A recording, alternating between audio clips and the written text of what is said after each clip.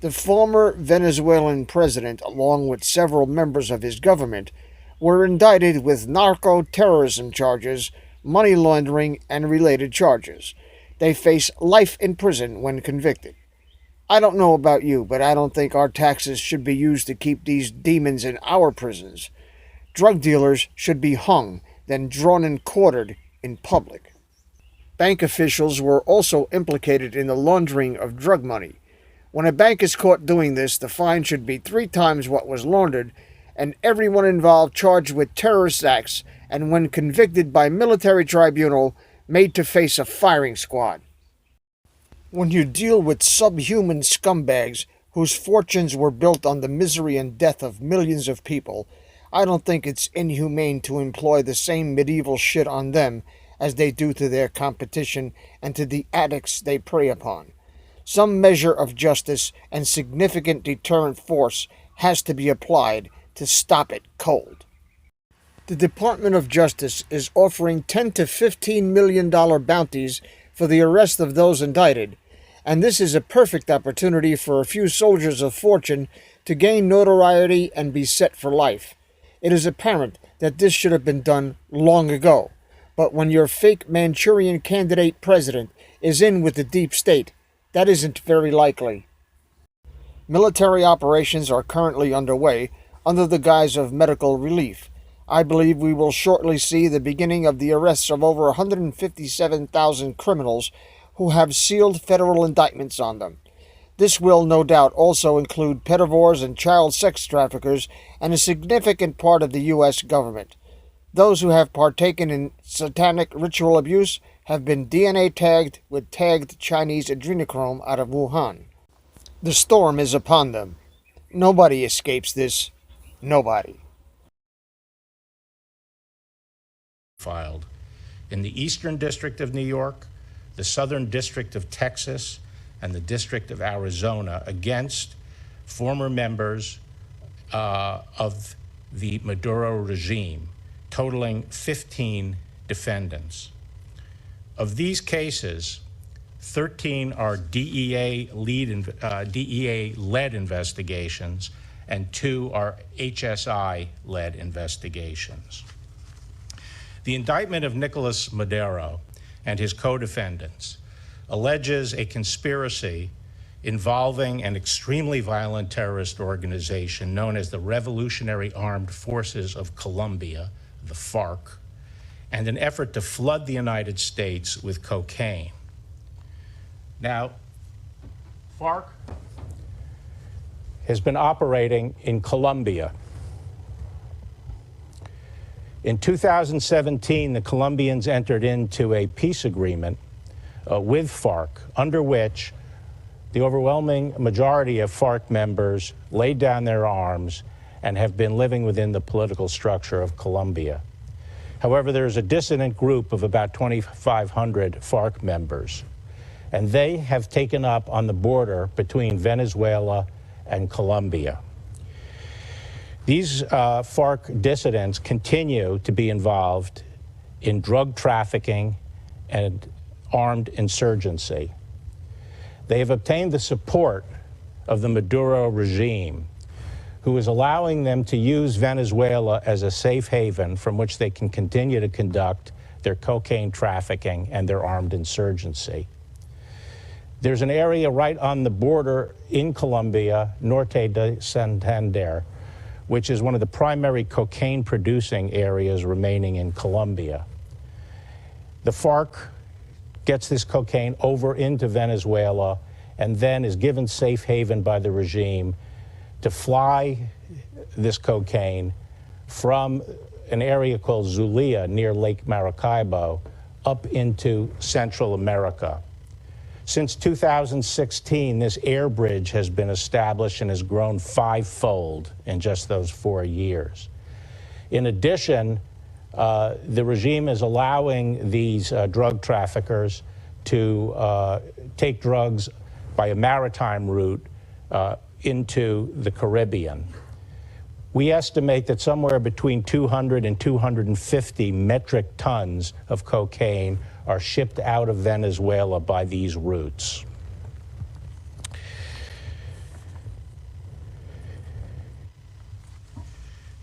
Those 250 metric tons equate to 30 million lethal doses.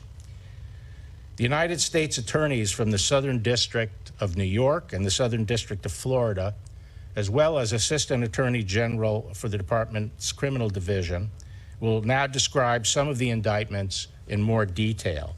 But I want to give you a sense of just how deeply the institutions of the former Venezuelan government are infected by criminality and corruption. You will hear that the people profiting from this corruption are high-ranking members of this former regime, and you will see how this involves all branches of government, executive, judicial, and military. With that, I'll turn it over to the United States Attorney for the Southern District of New York, Jeff Berman. Jeff? Thank you, Mr. Attorney General.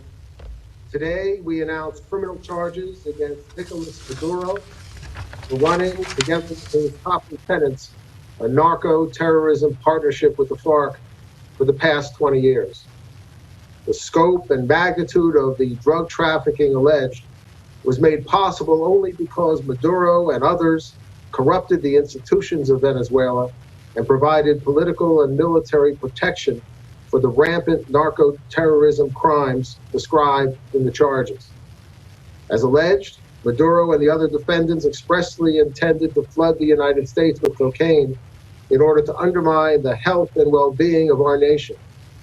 Maduro very deliberately deployed cocaine as a weapon. This indictment is the culmination of over a decade of work by our office and the DEA Special Operations Division. Since 2006, we have been prosecuting Central American drug traffickers and corrupt officials and developing evidence that provided the foundation for the charges unsealed today. While Maduro and the other cartel members held lofty titles in Venezuela's political and military leadership, the conduct described in the indictment wasn't statecraft or service for the Venezuelan people. As alleged, the defendants betrayed the Venezuelan people and corrupted Venezuelan institutions to line their pockets with drug money. The defendants called their cartel the Cartel of the Suns. The name they chose reflects the cartel's identity and operations. It is a direct reference to the sun-shaped stars that Venezuelan military officers wear on their uniforms. Indeed, 3 former military officers of the highest rank are charged in this indictment. At the direction of Maduro, and in pursuit of their own personal profits, these officers negotiated drug sales, protected the FARC's transportation of coca leaves from Colombia, provided safe haven in Venezuela for cocaine manufacturing facilities, and supplied an authorization codes and cover for the planes and the boats that transported the shipments as they began their journey to the United States. The indictment also charges senior leaders of the FARC, the Colombian terrorist group that has long been one of the largest cocaine producers in the world. Around 1999, the cartel invited the FARC to expand its operations across the Colombian border into Venezuela as part of the cartel's effort to flood the United States with cocaine. In exchange for their contributions, the FARC leaders received caches of military-grade weapons, including machine guns, ammunition, rocket launchers, and explosives, equipment to help fuel their long campaign of terrorism. This is Maduro, the leader of the Cartel of the Suns. He is charged, along with his co-defendants, with conspiracy to commit narco-terrorism, conspiracy to import hundreds of tons of cocaine into the United States, and related weapons offenses. These charges carry with them a mandatory minimum sentence of 50 years imprisonment and a maximum sentence of life. Maduro is currently in Venezuela, but he may travel outside of Venezuela. And if anyone is aware of such travel, we also want them to be aware that the State Department has offered a reward of $15 million for the capture, for the conviction of Maduro. Maduro's 3 cartel co-conspirators, Cleaver Alcala, Diosdado Cabello, and Hugo Carvajal are at large, and the State Department has offered a $10 million reward for their arrest and or conviction. Cabello is the president of Venezuela's Constituent Assembly, as well as a current military officer and one of Maduro's top lieutenants in the cartel. Cabello has personally coordinated large cocaine shipments for the cartel and helped deliver rocket launchers to the FARC. Carvajal used to be the head of Venezuelan military intelligence. He is a key cartel operative who worked with Maduro and Cabello to facilitate cocaine shipments. Alcalá is a former Venezuelan general who operated near the Colombian border as an intermediary between the FARC and the cartel. These members of the cartel, led by Nicolas Maduro, now stand indicted for using their political and military power to promote narco-terrorism for their personal gain and to the great detriment of the Venezuelan people. This case took many years to build, and I want to thank the DEA's Special Operations Division. I also want to thank the DEA's Miami Field Division and Office, Homeland Security Investigations, and the State Department for its efforts in connection with the Narcotics Rewards Program incentives announced today.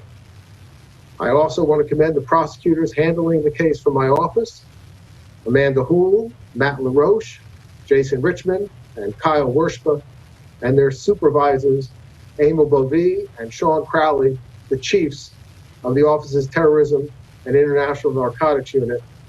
And now, back to Main Justice. Thank you, Jeff.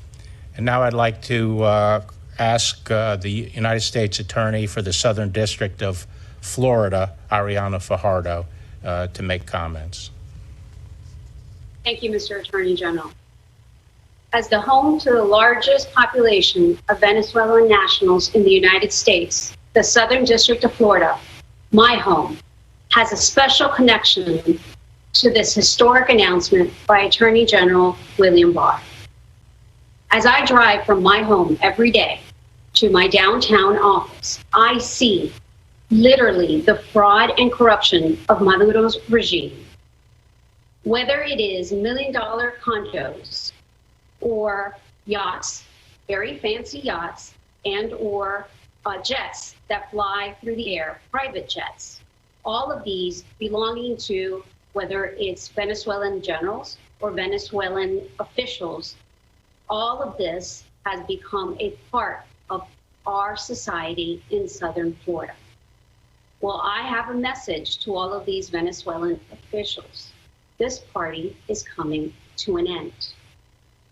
In 2018, my office created a specialized unit, and that unit was created specifically to target corrupt foreign officials who use the banking system in the United States to clean their dirty money. They bring that money from South America to the United States to further their corrupt schemes. Since the inception of this specialized unit in our office, we have charged more than a dozen current and former Venezuelan nationals, both government officials as well as civilians, who have helped Maduro and his regime steal money from the people of Venezuela. We have seized over $450 million from defendants in connections to these cases. And we are just getting started. Today, I am pleased to announce that the Southern District of Florida has charged the current Chief Justice of the Supreme Court of Venezuela, Michael Moreno, with international money laundering and conspiracy to commit money laundering. As alleged in the criminal complaint against him, an extensive investigation by the Department of Homeland Security Investigations revealed corruption and infection of the justice system in Venezuela at the highest level. In Venezuela, civil cases and criminal cases are not decided in a principled way. They're not decided based on evidence or what is right or what is wrong. Instead, decisions are based on whether or not you bribed the right person. An independent judiciary is supposed to be the last line of defense against the powerful and corrupt. The charges against Chief Justice Moreno demonstrate that the last line of defense in Venezuela has crumbled, creating a system without rule of law and without justice. In short, Venezuela has descended into a state of corruption, resulting in a massive treasure grab for the rich and powerful. As alleged in the complaint, the Chief Justice demanded bribes on dozens and dozens of substantial matters before his court. For example, the Chief Justice allowed the seizure of General Motors, a company worth $100 million in Venezuela, all in exchange for a percentage of those proceeds. And this left thousands of Venezuelans without jobs. Similarly, in criminal cases, the Chief Justice has allowed cases to be dismissed in exchange for bribes, or he has released individuals from custody based on bribes. He has also allowed people to steal millions of dollars from Venezuela's state-owned oil proceeds. He has allowed people to steal millions of dollars from Venezuela's state-owned oil proceeds company, PDVSA. So why does he do this? Why is he allowing all of this to go on? Why is he taking these bribes? He needs to support his lifestyle in the United States, in the Southern District of Florida. He travels here in private jets. He has luxury residence here. He spends luxury money here. He has luxury cars. He likes to shop. He owns expensive watches. He shops in our luxury shops here at the Bal Harbor. And he always has high-end watches on, his high-end clothing. And this is how he supports his lifestyle. He is flooding our economy with this money, and this has to stop. This is just one of the many cases we have charged over the last 18 months. We are focused on rooting out this extensive corruption within our county here and within the Venezuelan government. We must do more to affect the highest levels of government in Venezuela. It is a regime that has caused millions of Venezuelans to flee their own country. I want to thank the prosecutors in my office that have made these cases possible. Michael Berger and Michael Nadler, who are here and participating here within social distancing. I also want to thank their supervisor who's here, Peter Ferrand, who is also participating in social distancing. I want to thank our many agencies, HSI, DEA, and IRS, who have participated in the investigation of these many cases. Rest assured, this is only the beginning of our efforts against the Venezuelan corruption, efforts that mark the beginning of what we are doing and the end of this criminal conduct.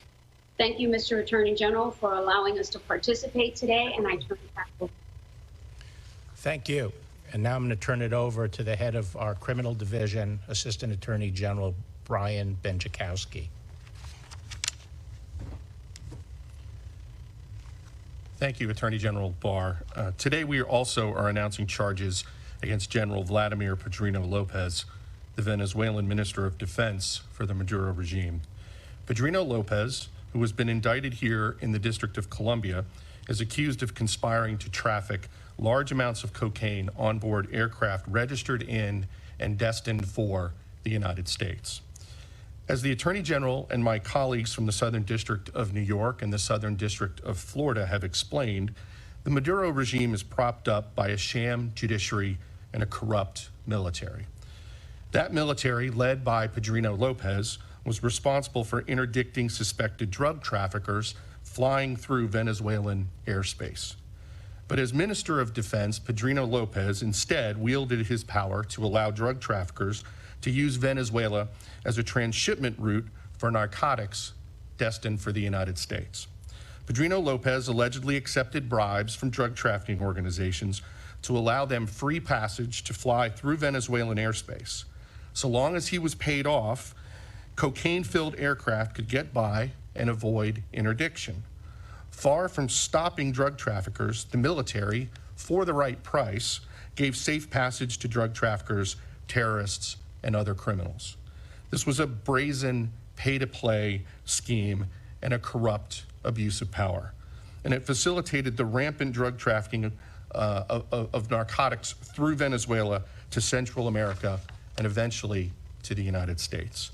On other occasions, when drug traffickers failed to pay his requisite bribes, Padrino Lopez allegedly ordered or authorized interdiction, either forcing the pilots to land or shooting the planes down. Today's announcement should make it clear that the Department of Justice is firmly committed to holding current and former officials of the Maduro regime to account. Those like Padrino Lopez, who used their positions of power to promulgate state-sponsored drug trafficking and narco-terrorism, will be prosecuted for their crimes. I, too, want to thank the prosecutors in the Criminal Division, from the Criminal Division's Narcotic and Dangerous Drugs Section, as well as the dedicated agents from the DEA who investigated and will continue to investigate this important case. Thank you.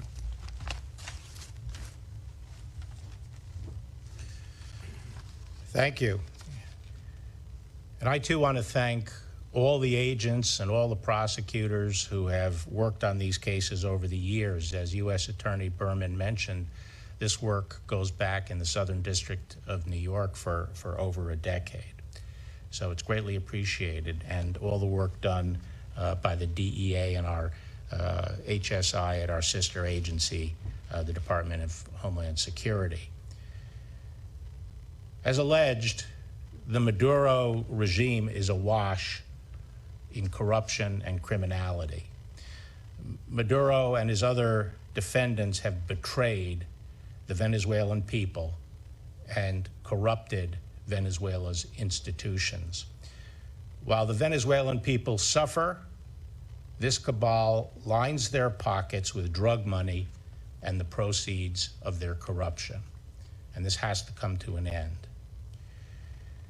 I'd now like to open it up for questions.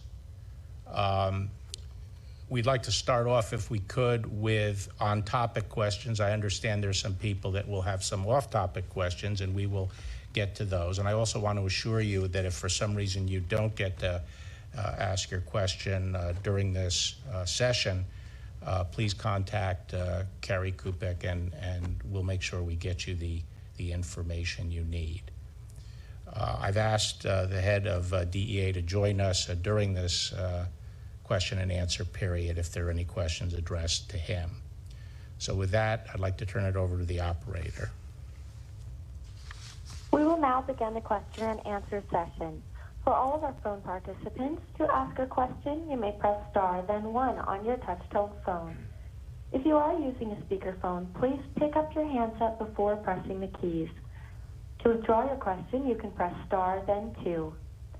At this time, we'll pause momentarily to assemble our roster. Our first question will come from Jake Gibson with Fox News. Go ahead, Jake. Hey, thank you for doing the call. So quickly, what are the? I understand that Mr. Maduro is still in Venezuela.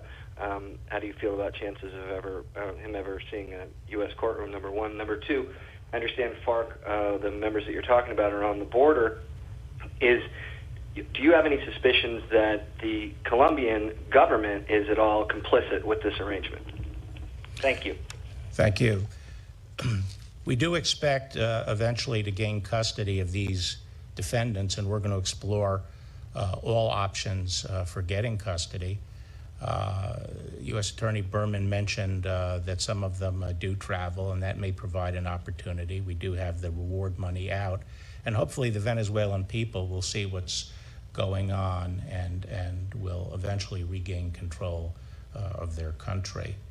As to the Colombians, on the contrary, the Colombians have very effective military and are attempting to gain control of this contested area along the border. But the fact that the FARC dissidents are being given safe haven in Venezuela is greatly complicating that job.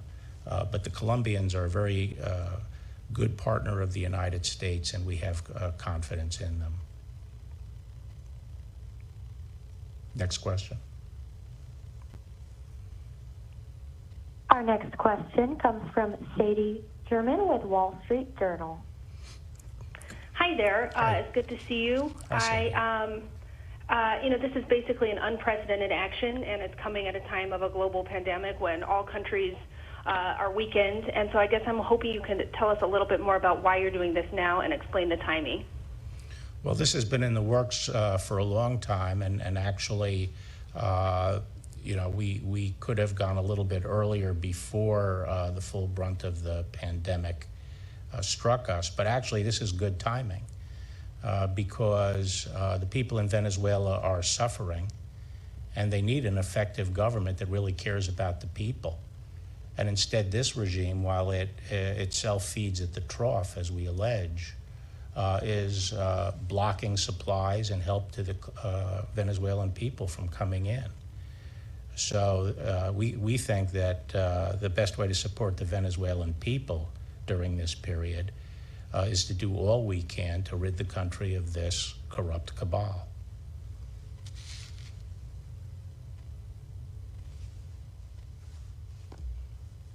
Next question. Our next question comes from Mike Balsamo with the Associated Press. Thanks for doing this again. Obviously, Attorney General, indicting the president of another nation is a pretty serious action for the department to take. Can you talk about that decision to take such an aggressive action? And to follow up on Jake's other question there, is there any consideration of sending the U.S. military to Venezuela to apprehend any of these people? If I understand the first part of your question, Mike, it's about the decision process to get where we are today? Yes. Yeah. Well, since I've arrived, I was aware of the work being done in the department, around the department, and some of the work that had been done, and it's been coordinated, and we've been working toward this day. The Southern District of New York really, achieved the signal achievement of being able to indict Maduro, who's the head of this regime. And that obviously, when we got to that point, we felt it was time to lay out the entire case. As to future steps, I'm really not in a position to comment or speculate about that. Next question. Our next question comes from David Shortell with CNN. Hi there. Thank you guys for doing this. Sure. I'm wondering what communication the U.S. government had with Juan Guaido, who is recognized by the government as the rightful leader of the country, and what confidence the U.S. government, the Justice Department, you prosecutors have in that regime, that government's ability to restore the institutions that you're saying have been broken by Maduro. The department, as far as I'm aware, has not been in contact with President Guaido about these cases. We moved on these cases when we were ready to do it, and obviously coordinated them within the department and alerted the State Department to it. I'm really not in a position to comment about matters of state. That's really better addressed to the State Department. Next question. Our next question comes from Matt Zapotosky with Washington Post. Hi, thanks for doing this. I wonder, did you brief President Trump on this before you sort of greenlit it, and what was his reaction to that? I don't talk about internal deliberations, but obviously the national security community was alerted ahead of time that we were taking this step. And obviously there were no objections to it. Next question. Our next question comes from Katie Benner with the New York Times. Hey, thank you so much for being here. Just wanted to follow up on Sadie's question. You did mention that this has been in the works for a long time and the indictments could have gone out before today. So I'm wondering if you could talk about the decision making around the delay. And then, I'm sorry, the decision making around what?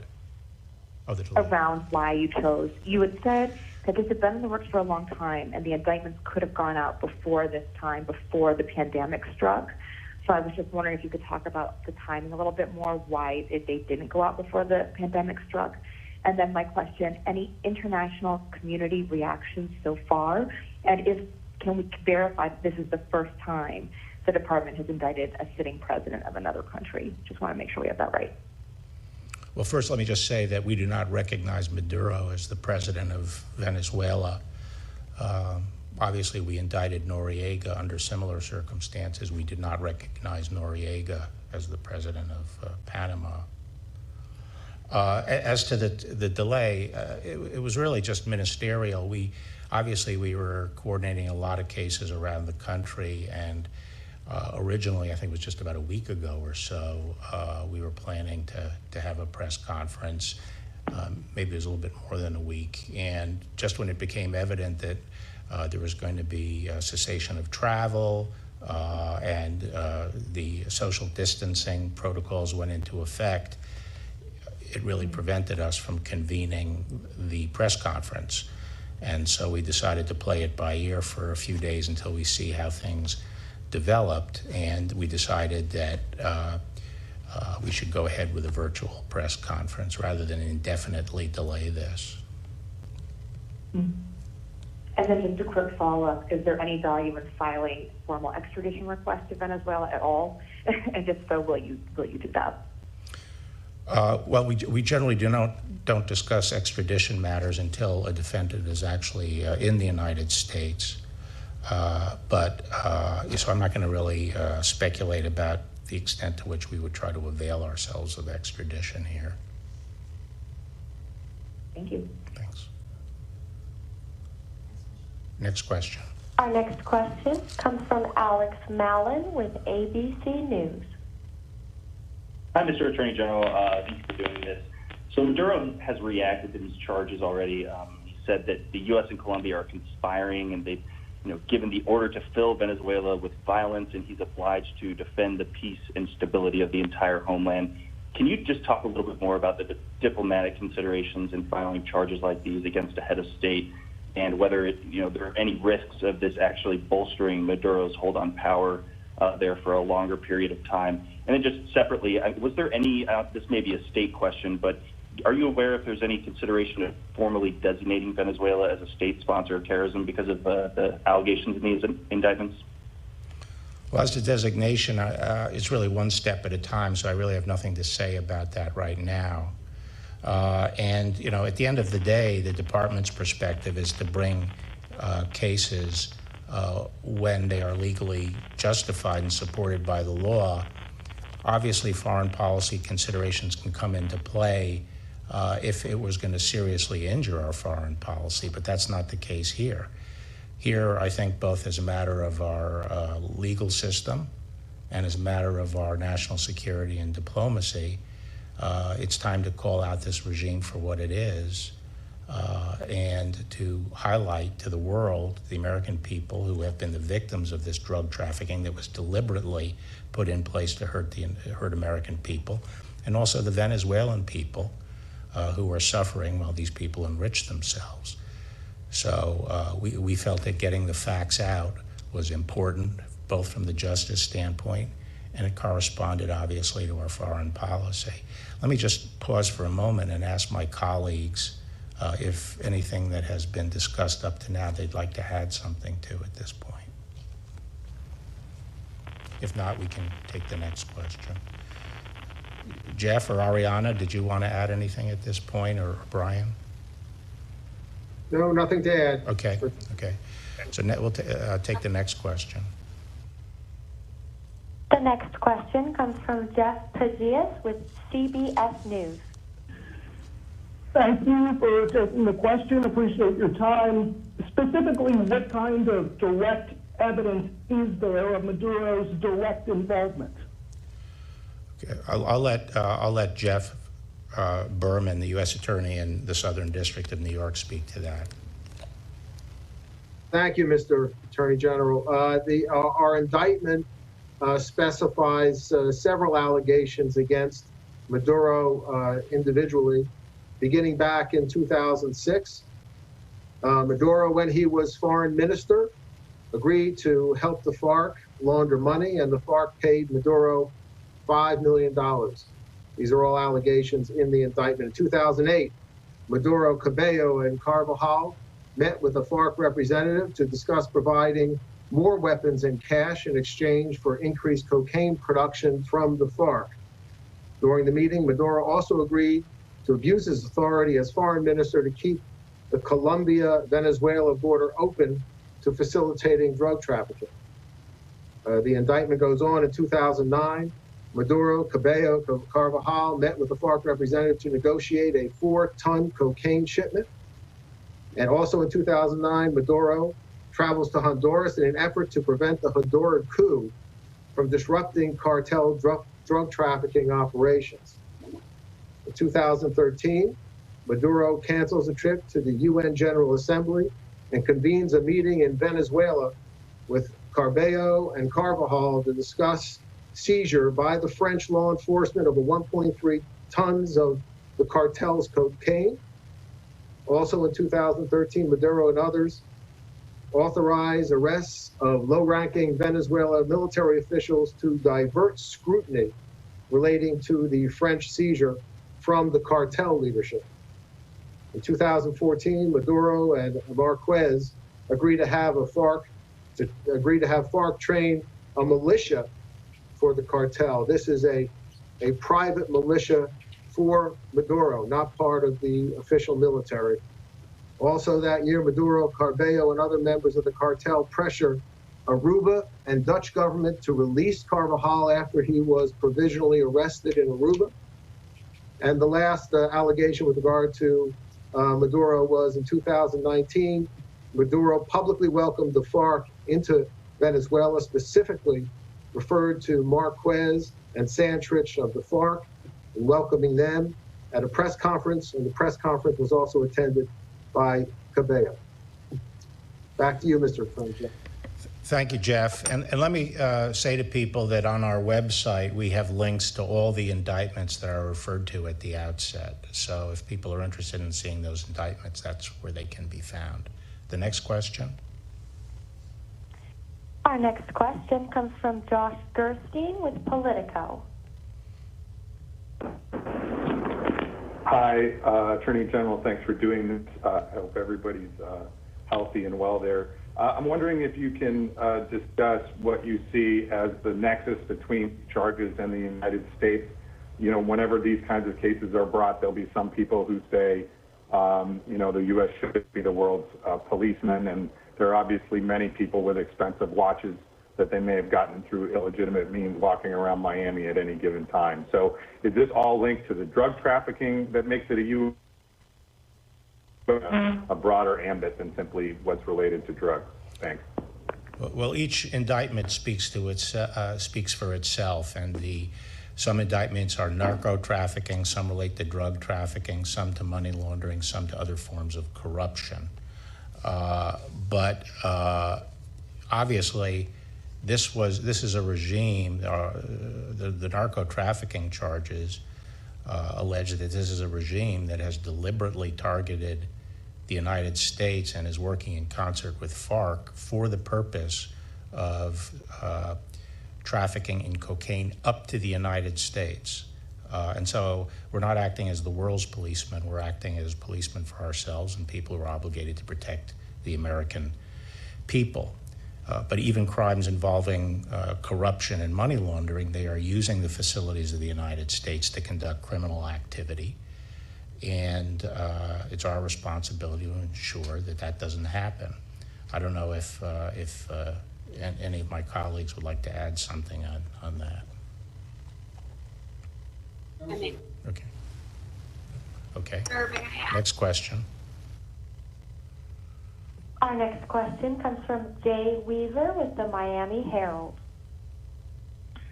Yes, hi. Thank you for taking my question from Miami. I was wondering about the Maduro indictment and the extent to which law enforcement, either agents, prosecutors, have been able to freeze or seize any of the cocaine or drug proceeds. And I was wondering if you could give an estimate. I know these are always fluid numbers, but if you could give an estimate, because this has been going on for so long, can you indicate how much cocaine has been seized and how much potential bank account money or other assets have been seized or frozen? Jeff, do you want to start us off on that? Well, apart from any seizures mentioned in the indictment, we can't really go beyond the four corners, and our investigation is continuing, Mr. Attorney General. Anything to add? Back to you. I do. Can you hear me, Mr. Attorney General? Yes, I can. Can you hear me? Yes. Yeah. Okay, sir. Just trying to add on the last question as well. Okay. We have seized in Miami so far in excess of $450 million in funds from the different bank accounts located here in the United States. In addition to that, I do have a comment for the previous question.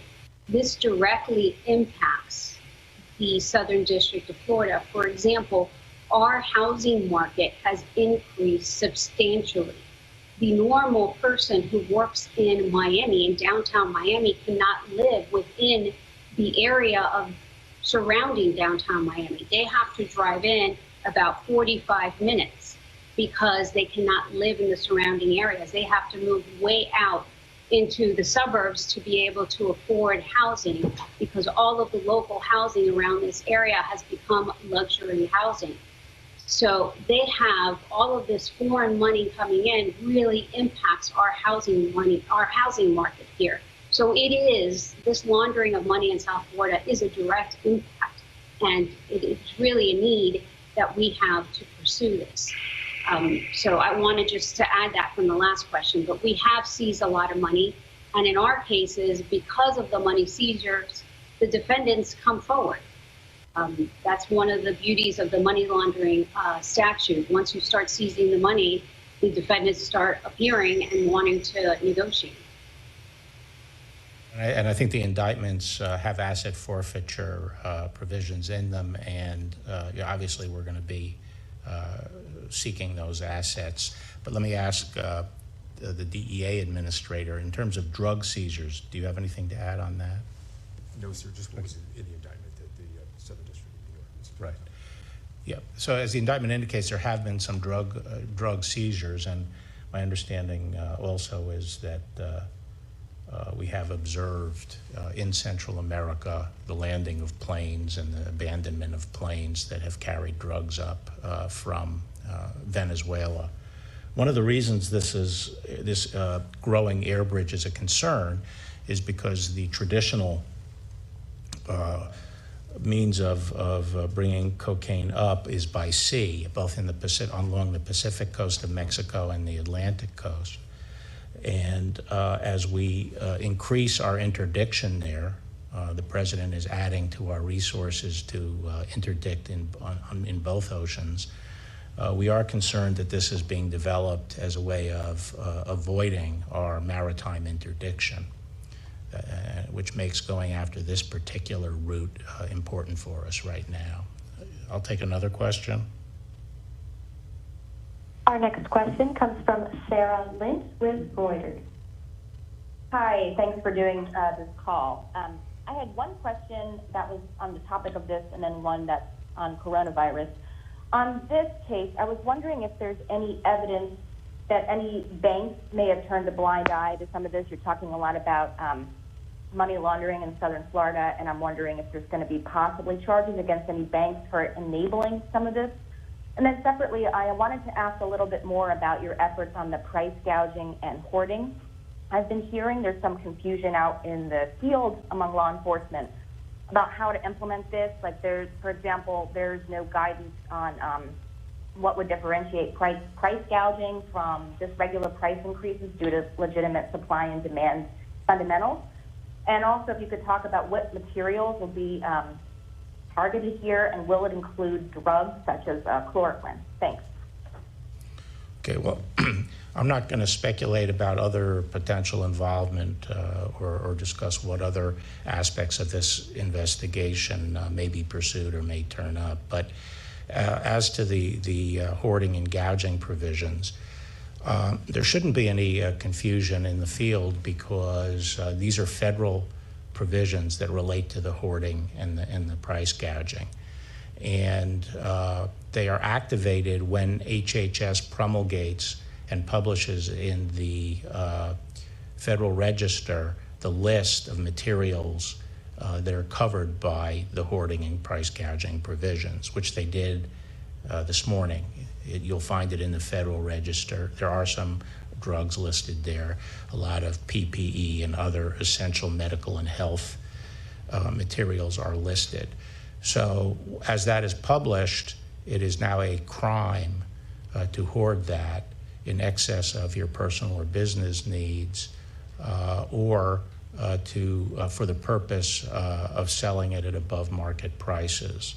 And so we do have a task force now at the Department of Justice that's coordinating things nationally and responding to leads or information indicating potential hoarding or price gouging.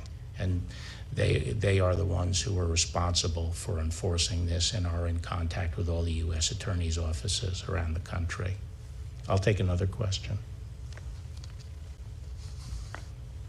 As a reminder, to ask a question, you can press star, then 1. And our next question will come from Mike Balsamo with the Associated Press. Thank you. Mr. Attorney General, we're seeing a growing number of coronavirus cases in the Bureau of Prisons. Officers across the country are complaining about PPE being unavailable to them. Inmates and their family members are worried the virus could spread quickly in prisons. How do you assure these officers, the inmates, and their families that they're safe in BOP's care? And are you considering releasing federal prisoners because of the virus? Yes, thanks, Mike. We have received a lot of inquiries about the Bureau of Prisons and the safety of inmates and correctional officers, and thanks for the opportunity to address this. We have 146,000 inmates in 122 federal Bureau of Prison facilities. And in addition to that, we have 21,000 inmates in private facilities that we have contracted with. And we have a total of 36,000 staff in the Bureau of Prisons. And obviously the health and safety of our inmates and our staff is a top priority for us. We take seriously our responsibility to protect those who are put in our custody. Bureau of Prisons has a lot of experience in dealing with managing infectious diseases in the correctional setting. And it started its planning right away at the beginning of the year, and it has a very substantial in-house medical staff, 2,400 doctors and professional medical staff. It started its planning with them and in direct contact with the CDC to put in place a plan, a phased plan for how to protect both the inmates and the staff. Now, it's true that as an institution and a custodial situation, there are special challenges during a pandemic. But on the other hand, we also should remember that the Bureau of Prisons has special tools inside a facility that are not available outside to the general public or to governments, really, to make it easier to enforce control measures, including the ability to actually physically lock down establishments, to quarantine people, to screen, to monitor contacts, and to provide in-house medical care. The Bureau has a very rigorous set of protocols that it has put into place, and it's constantly expanding them as it learns more. For example, it's screening all newly admitted inmates for COVID-19, including a temperature check. It has a mandatory quarantine of 14 days for all new arrivals who haven't already been in our system. It's a 14-day quarantine for each individual. It's screening staff and contractors prior to their entry into a BOP institution. Inmates who are showing symptoms are isolated, and testing is done under CDC standards. And when inmates are infected, the facility is locked down. These are just a few of the things that are in place, but there's a very robust regime in place, and we're doing our best to make sure that it's followed in all the institutions we're responsible for. At the beginning of this, BOP conducted an inventory of all the health and medical supplies and relevant supplies in the system, and has started centrally managing those to make sure that they are where they need to be. And obviously in the first few days of this crisis, it took some adjustment to try to get the supplies where they are. Now, in terms of some areas like PPE, while they feel they have enough to satisfy CDC standards for a short period of time, so 30 or 45 days, there's definitely a need to increase our stockpiles of PPE because we'd like more robust usage of it throughout the system. Despite these measures, there have been a number of inmates and staff who have tested positive.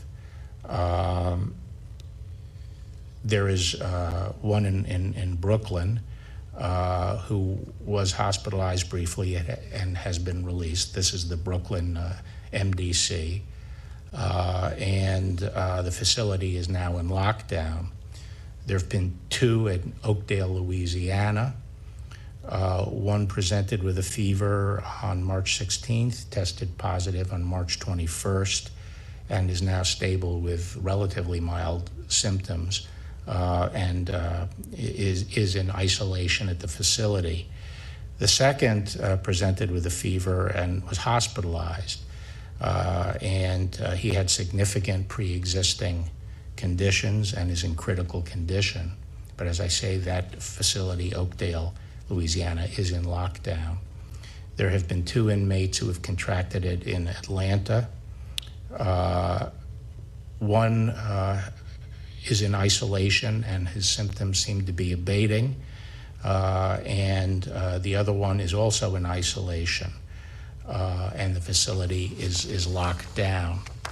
In addition to this, there was one at the MCC in New York City, and he's in isolation with cold symptoms, and the institution has been locked down.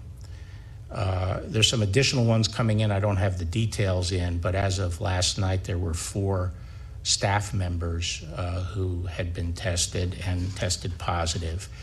2 of them had no inmate contact. One worked in an administrative office and had no contact as part of their job with inmates. The other one came back from foreign travel and self-quarantined themselves and did not have any contact. 2 work at the same facility, and they have tested positive. That facility is in those facilities are in lockdown, and we are, the BOP is investigating contacts to see if there could have been any infection. Last week, I asked the BOP to start doing some assessment work to see if it was possible to expand home confinement, particularly for those older prisoners who had served substantial parts of their sentence and did no longer pose a threat and may have underlying conditions that make them particularly vulnerable. And they've been doing that work. 10,000. We have 10,000 inmates over 60. Generally speaking, about a third of our inmates have pre-existing conditions. 40% of those serving sentences, 40% of that 10,000 are serving sentences for violent crime or sex offenses.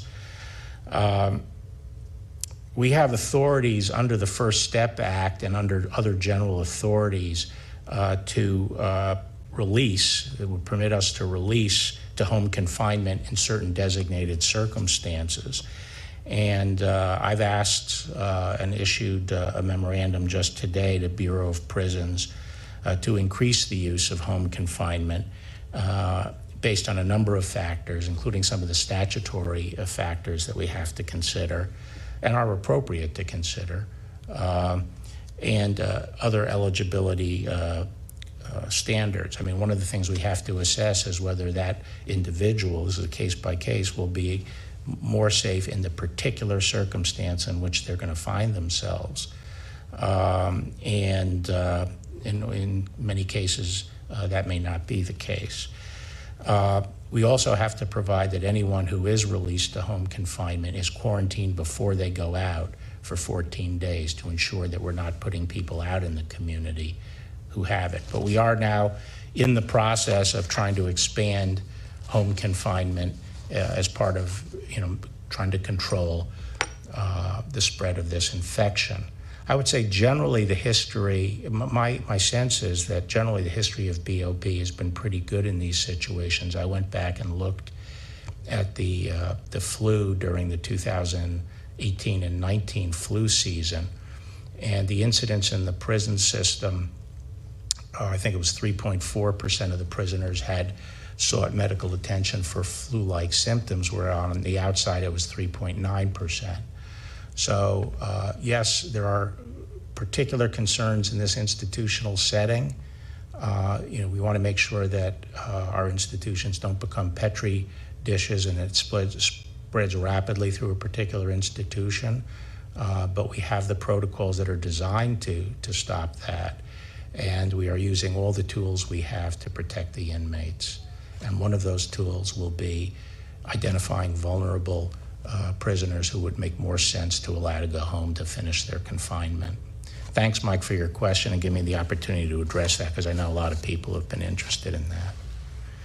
I'll take a couple more questions. Our next question comes from Gabriela Perozo with VPI TV.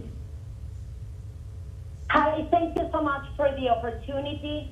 It is possible that someone within Venezuela touched the defendant and delivered them to another country. It is possible for a foreign police force to coordinate with the interim President Guaido to capture them, and about the reward, to be dead or alive.